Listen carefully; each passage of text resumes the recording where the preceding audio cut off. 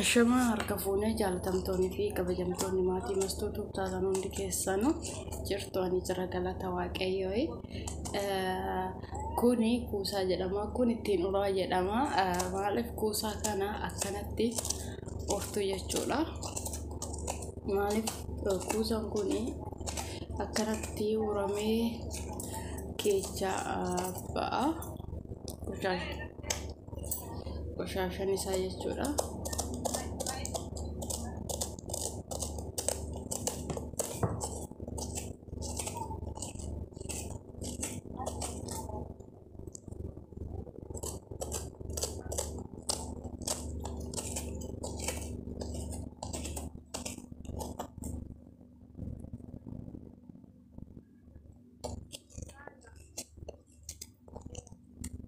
Akkasii isiniin jira.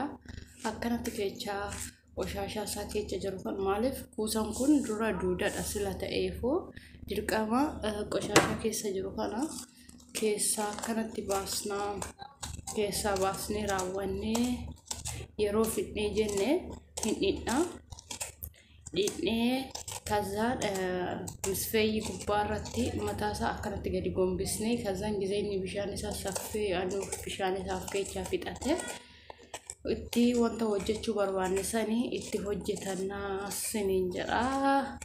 Asuma nu bira turaayii hordoftoonni fi kabajamtoonni maatii mastuutuuf taatan hundi keessanuu nyaata adda ta'ee maala sitti maree yoo hojjetamee dhume yaa nyaata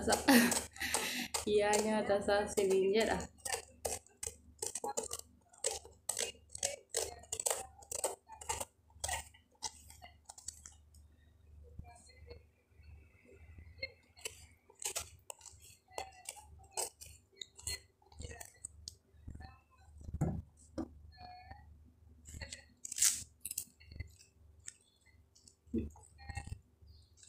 Akkasii isiniin jedha. Akkanumatti hunda isaatiiyyuu hojjettaniitoo fixuu jechuudha.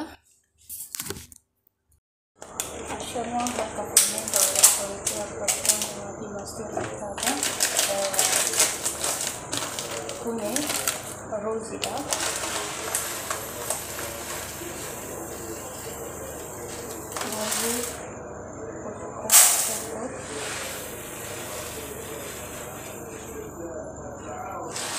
Burcuqqoo tokkoo fi gimmaasha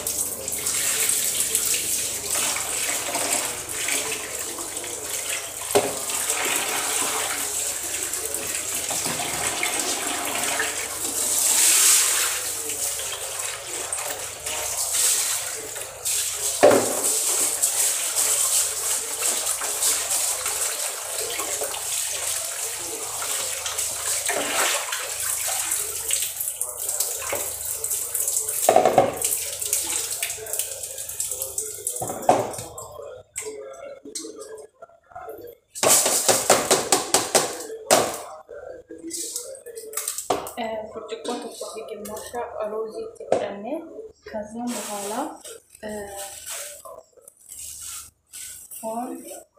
foon kun foon daakamaadha jechuudha. Foon keenya itti godhanna.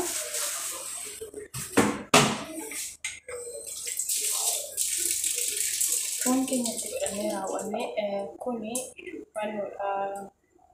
bahaariidha.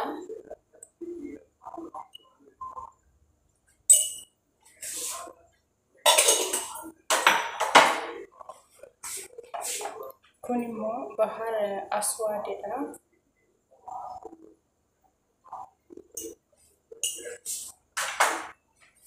Kuni immoo bahar abiyaatidha jechuudha. Baay'ee itti baay'isuu illee hin qabnu xiqqoo fiduudha.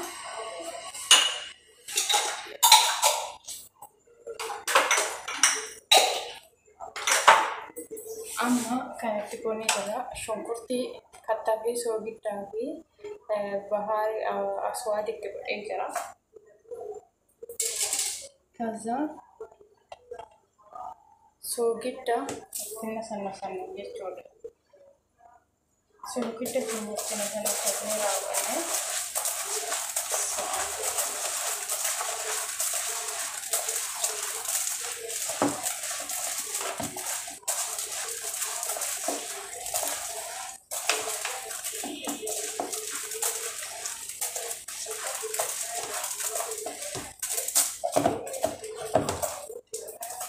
akkasumas amma wanni nu barbaachisu dastii dibachuu barbaadu.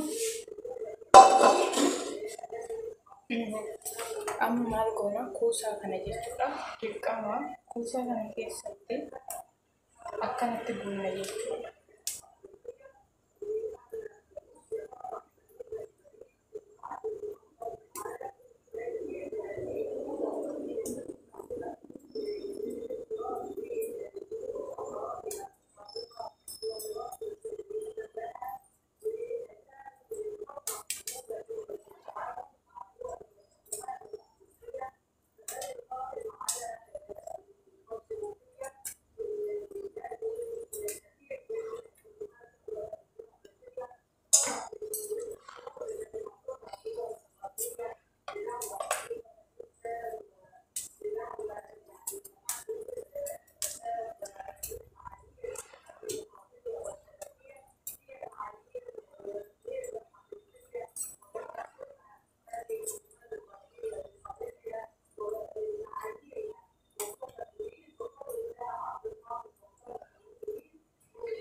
Akkanatti itti buuna kuusaawwan kuni nyaanni kuni kuusa maashee jedhama jechuudha. Uumamni takka waan biraa waliin nu barbaachisu tokko hin jiru.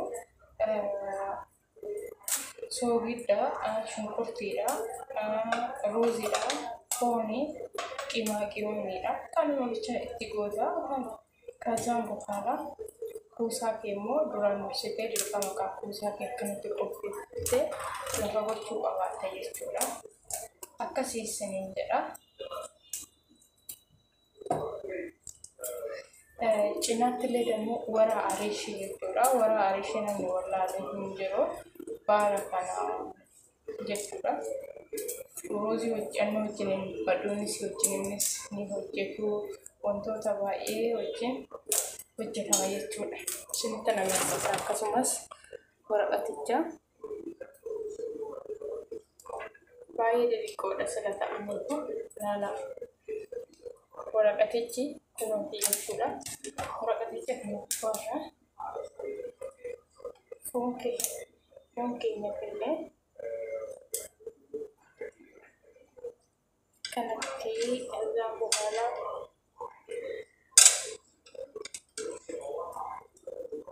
walitti marra jechuudha akkanatti.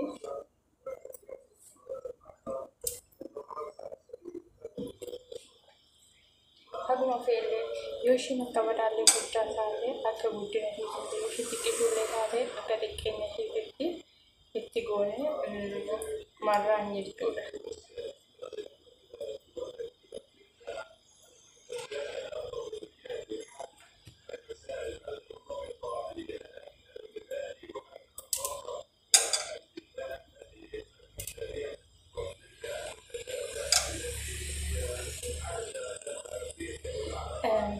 Kanatti marree raawwanne yeroo fixee raawwanne walitti sutaanuudhaan kirriidhaan jechuudha. Kirrii qal'aa isaatiin walitti gurgurfinee astakaakkalaa jechuudha.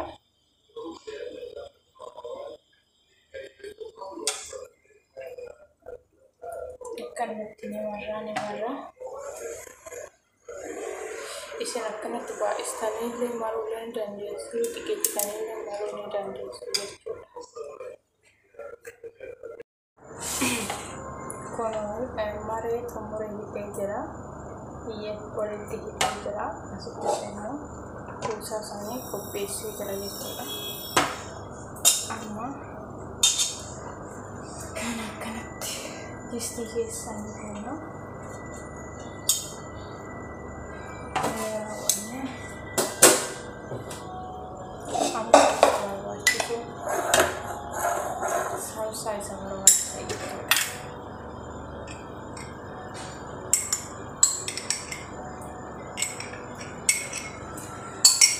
Rasa filmnya kone sogit sogit ini kita merawatnya shanti kono coba